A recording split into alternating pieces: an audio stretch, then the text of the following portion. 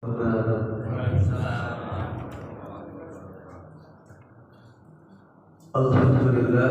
alhamdulillahirabbil alamin. Wassalatu ala Rasulillah sayyidina wa maulana ibni Abdullah wa ala alihi wa sahbihi wa man tabi'ahu wa mawala. Asyhadu an la ilaha illallah wahdahu la syarika lah wa asyhadu anna Muhammadan abduhu wa rasuluhu. Allahumma shalli wa sallim ala sayyidina wa syafi'ina wa maulana Muhammad wa ala alihi wa sahbihi wa man tabi'ahum bi ihsanin ila yaumil. Qala Allah ta'ala fi kitabihil karim, a'udzu billahi minasy syaithanir rajim. Fadhkuruni adhkurkum washkuruni wa la takfurun. Al-ayat sadaqallahul azim. Alhamdulillah, puji beserta rasa syukur senantiasa kita haturkan kehadirat Allah Subhanahu wa taala. Atas berlimpah rahmat, taufik serta hidayahnya mengumpulkan kita dalam keadaan sehat walafiat. Bentuk keimanan serta ketakwaan ada di dalam diri kita. Coba bayangkan kalau hari ini tidak ada keimanan serta ketakwaan di dalam diri kita. Bagaimana? Gelap hati kita, gelap kehidupan kita, bahkan tidak ada rasa tenang sedikit pun dalam hati kita. Maka kemarin sebelum kesini berizin kepada Pak Presiden, besok bisa ngisi siang.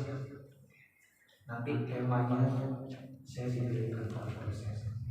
Alhamdulillah, ketika pulang itu mendapat yang cukup relevan di dalam diri kita, dihadirin sekian.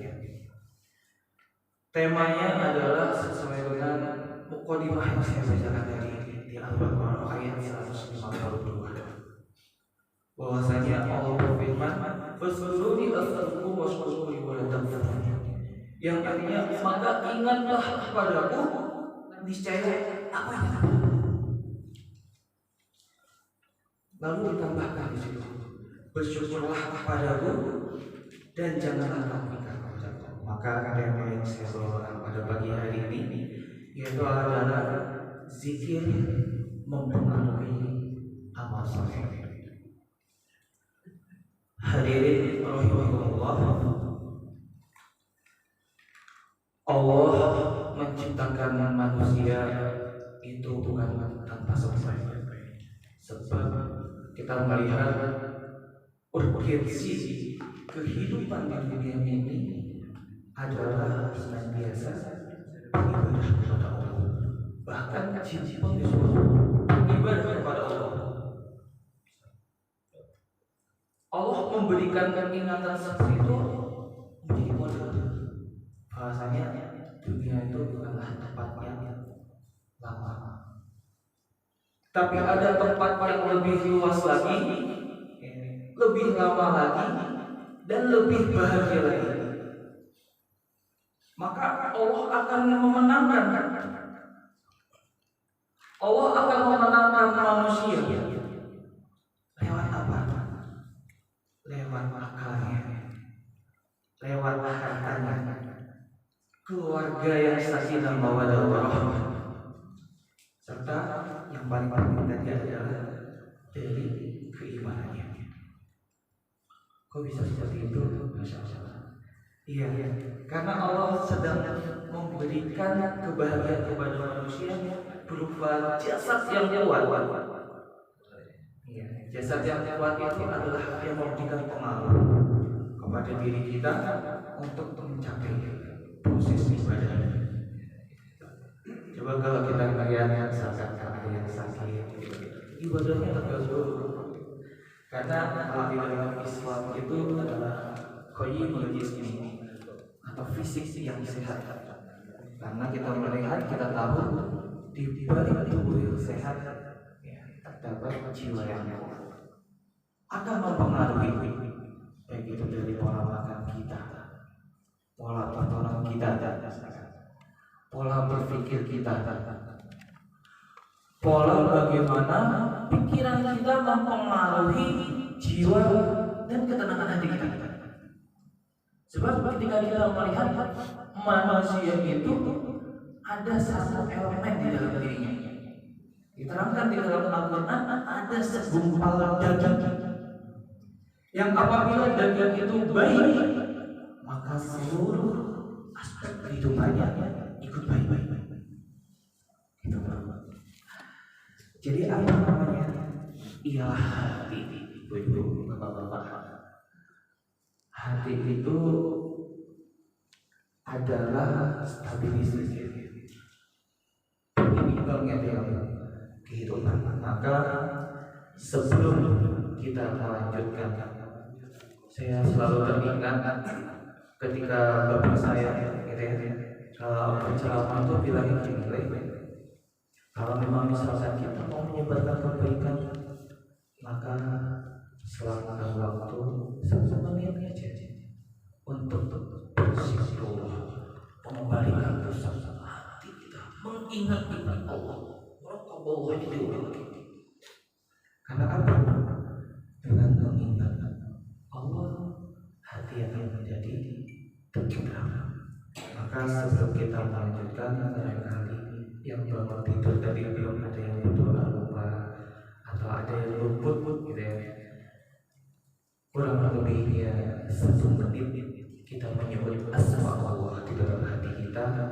Hadirkan Allah di musola ini sehingga dapat menghadirkan pula Allah dalam segala aspek kehidupan kita dengan mengucap nafas bersama Bismillahirrahmanirrahim.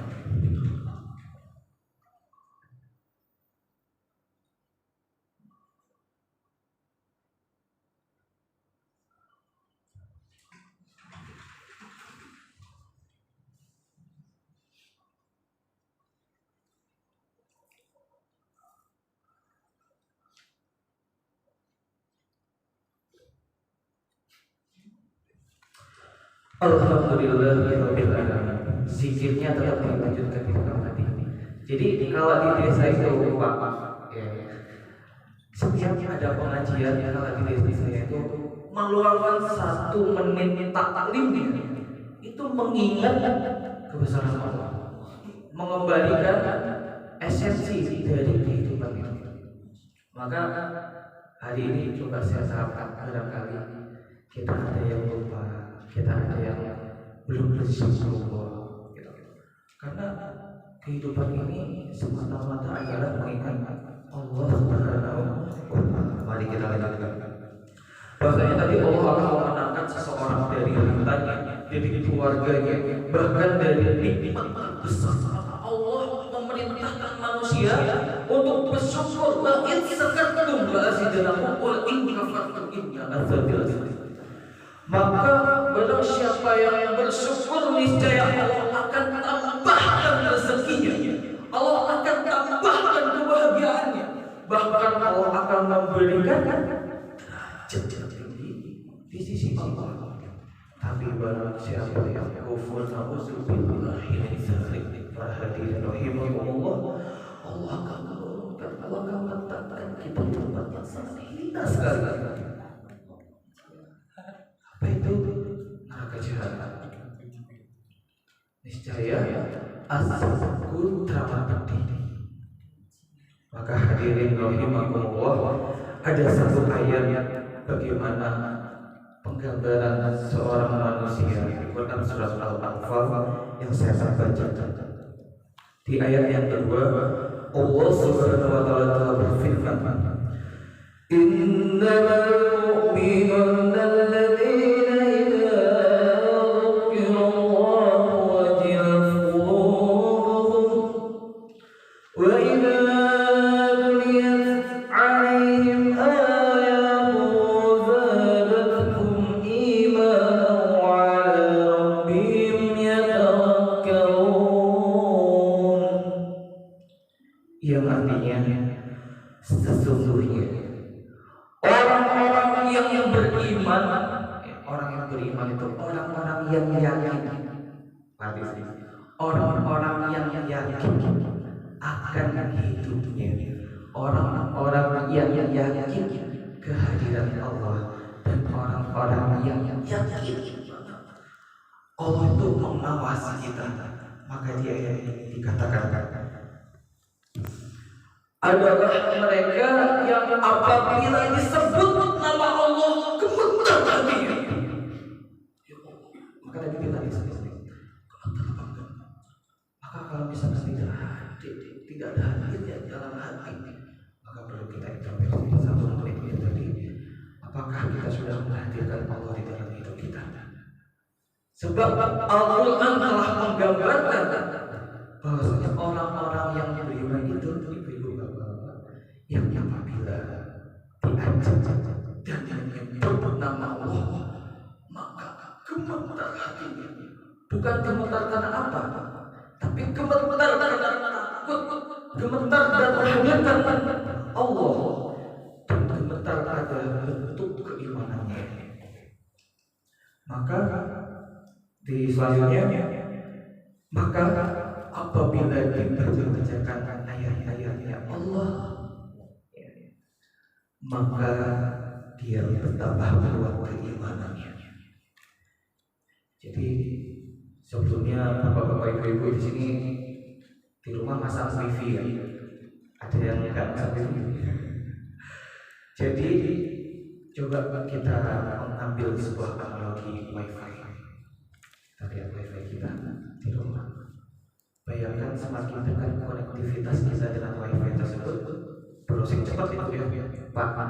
Ngelihat kita lancar, mau bekerja juga nggak lemot kita. Tapi coba bayangkan ketika kita keluar rumah, urus sampai sana, gitu ya, sampai pojokan komplek, gitu. Apakah kita masih tersambung dengan wifi kita?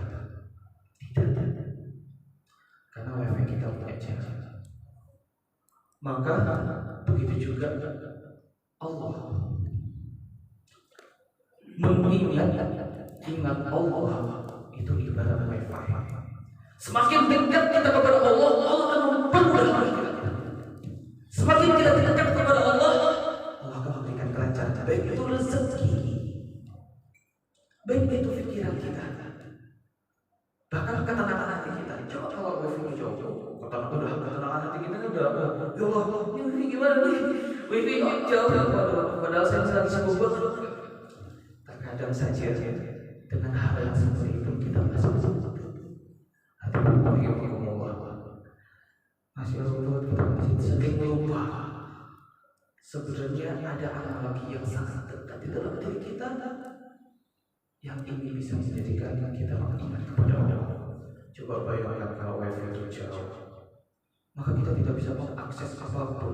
Bahkan kalau wifi itu mati, bahkan seluruh dunia ini sudah tidak ada akses lagi sinyal. Betapa khawatirnya keadaan manusia. Karena apa? Kita sudah mulai menggantungkan terhadap hal dunia. Setelah ini, maka orientasinya Allah itu tidak ingin yang berlebih-lebihan. Tidak lagi Allah.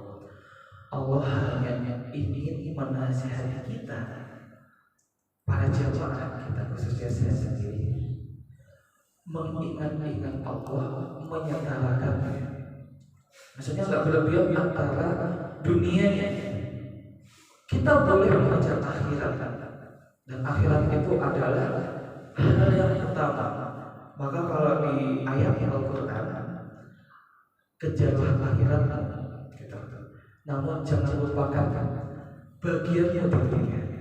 Dunia itu walaupun sifatnya fana, tapi dunia itu bisa menjadikan alat, menjadikan jalan untuk apa? Untuk meraih ridho dari Allah Subhanahu wa Ta'ala. Maka kata Allah, ya tidak apa-apa kalau mau ngambil dunia sebagai alatnya, tapi jangan berlebih-lebihan. Jangan berlebih-lebihan cinta terhadap dunia, karena dunia ini sifatnya sementara. Hai manusia, dunia ini akan kesat.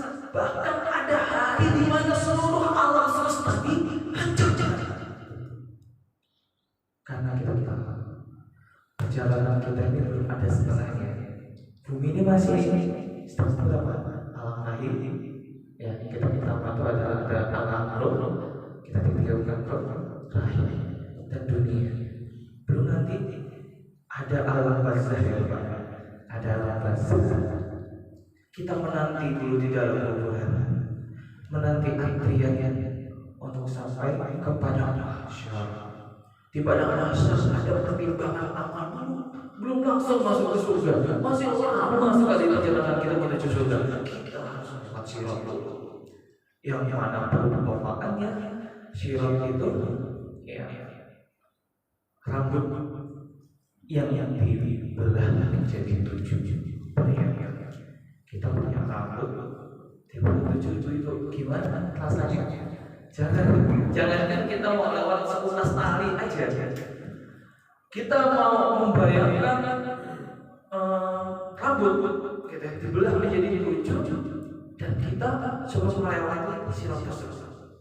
Maka kalau imannya tidak terbentuk dari dunia hingga saat ini, ketika dunianya tidak dijadikan sebagai ladang amal untuk menyiapkan akhirat, maka ketika disirat nanti orang pada berjatuhan, orang akan terpeleset dan orang akan jatuh dan menyesal, ya Allah, kenapa ketika di dunia aku menyia-nyiakan umurku, aku menyia-nyiakan rahmatmu, dan aku menyia-nyiakan rezeki yang telah Engkau berikan begitu banyak. Maka kalau di surat Al-Kausar kita membahas sedikit. Inna a'tainakal kautsar, sesungguhnya Allah telah memberikan nikmat yang banyak. Sebab kita melihat, wah ini insyaallah ada aja. Alhamdulillah berkah. Bismillah. Jadi kita lanjutkan. Kalau kita melihat di Quran surat Al-Kausar, Inna a'tainakal kautsar, sesungguhnya Allah telah memberikan nikmat yang terlalu banyak. Maka kemarin sebelum hari ini ya, saya pergi ke pantai sendiri. Jadi setelah Jumat itu dilakukan minggu isian saja. Jadi kesadaran itu saya coba memikirkan Pak, istilah perumpamaan yang telah Allah berikan itu luar biasa. Nikmat Allah itu ibarat air lautan. Saya coba celupkan tangan saya ke lautan, lalu saya katakan bahwasanya ini dunia. Dunia itu ibarat tetesan yang kau celupkan itu tadi. Tapi nikmat Allah, akhirat Allah itu lautan luas. Lautan Allah itu luas. Itu adalah akhirat. Maka sejak ini kita diingatkan bahwasanya cintailah akhirat, niscaya dunia akan mengikuti. Itu perumpamaan luar biasa. Malam ini ada iman dan takwa kemarin, masya Allah, ketika di pantai cari minggu kita melihat lautannya itu tenang, luas. Sebab kita lihat lautan juga makhluk Allah. Air itu bisa bersikir. Penelitian di Jepang, ketika sebuah air didengarkan dengan musik rock, molekulnya itu terpecah. Tapi ketika didengarkan suara kajian bacaan Al-Quran, maka molekul itu membentuk sebuah kristal yang indah. Jadi air ini makhluknya Allah juga. Maka ada yang mengatakan kalau kita pernah dengar dari kajian Ustaz Saidul Akbar, kalau kita meminum itu baca doa Al-Fatihah. Semoga saja ini bisa menambah keberkahan, karena air juga itu makhluk Allah Subhanahu wa Ta'ala. Nah, tadi itu Bapak Ibu, sirat itu tadi dibagi menjadi 7 bagian. Maka orang yang beriman, orang yang memiliki ketakwaan, orang yang yakin, mereka akan selamat, bahkan jalannya sedikit. Langsung sampai ke Maka orang-orang yang sudah berhasil itu selalu berdoa, ya Allah, itu yang di bawah bagaimana nasibnya? Apakah nasibnya sama seperti aku? Apakah ketika nanti dia bisa masuk surga? Maka dijawab, akan ada masanya. Dia akan merasakan apa yang telah dia lakukan di dunia, dia melupakan. Maka akan aku hisab terlebih dahulu dosanya. Ketika nanti dimasukkan ke surga, maka nanti itu adalah sesuai dengan ketetapanku. Nah, jadi itu. Lalu yang di ayat selanjutnya di Al-Anfal ayat ketiga, alladzina yuqimuna as-salata wa mimma razaqnahum yunfiqun.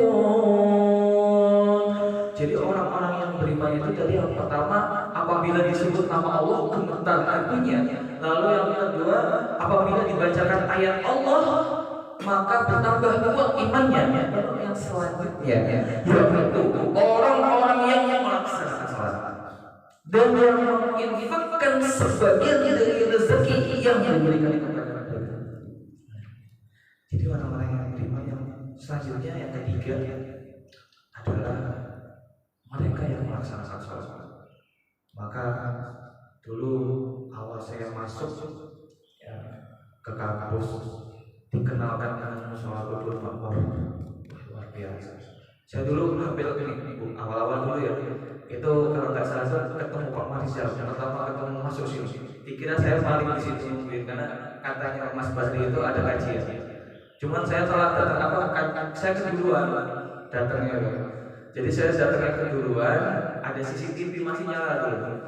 Jadi tidak kayak sholat kan masih sholat. Saya nunggu di situ keliling dulu. Ini benar nggak ya sholatnya ini? Gitu ya.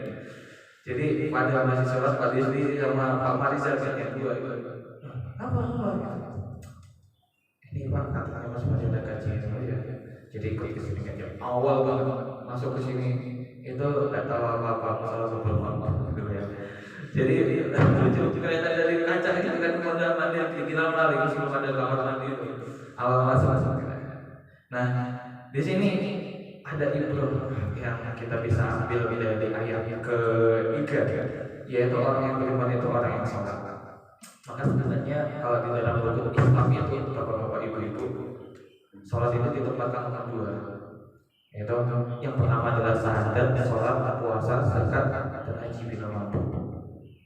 Ya, semoga yang haji ataupun yang sedang menunggu jatahnya dipercepat oleh Allah dan dimudahkan untuk bertanya suci. Dan saya juga berdoa kepada diri saya sendiri, kepada Allah lewat diri saya untuk bisa semoga yang bisa ke Baitullah. Amin ya rabbal alamin. Sama-sama berdoa di sini. Karena orang yang sholat Allah akan jamin hidupnya nikmat. Allah akan jamin hidupnya akan memiliki kekuatan spiritual yang luar biasa. Karena apa? Sholat adalah sebuah kewajiban. Ibaratnya kalau di kehidupan itu kebutuhan primer, kebutuhan. Kalau kita makan, tubuh kita makan, tubuh kita butuh nutrisi, hati pun juga butuh nutrisi. Sebab arti dari sholat sendiri adalah berdoa. Karena bacaan di dalam sholat itu isinya adalah doa sama. Kita bahkan minta petunjuk ihdinas siratal mustaqim, membaca surat Al-Fatihah, mohon untuk ditunjukkan jalan yang lurus agar tidak disesatkan oleh fananya dunia serta akan mengganggu kita. Maka sholatnya itu orang-orang yang melaksanakan sholat, orang-orang yang melaksanakan sholat. Kalau kita melihat, kalau misalkan rukun iman, ya, kalau misalkan haji belum bisa terlaksana, maka aman. Zakat masih dikatakan Islam. Puasa misalkan orang bisa, tapi kalau sudah sholat maka akan terlepas. Syahadatnya akan dipertanyakan.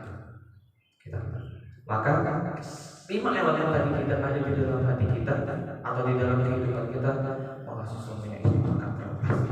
Islam tidak memiliki kekuatan di dalam hati kita. Maka jadi itu sholat, baik itu sholat duha, sholat habis misal suruh, Sholat 5 waktu, mungkin bapak-bapak bisa mengajarkannya ke generasi kita. Itu sholat di masjid, karena memang benar. Sekarang ini kita agak sedikit krisis di mana pemuda yang mencintai masjid. Karena kenapa saya bilang begini, bapak-bapak, ibu-ibu? Saya sebenarnya tuh menyesal tidak dari dulu cinta sama masjid.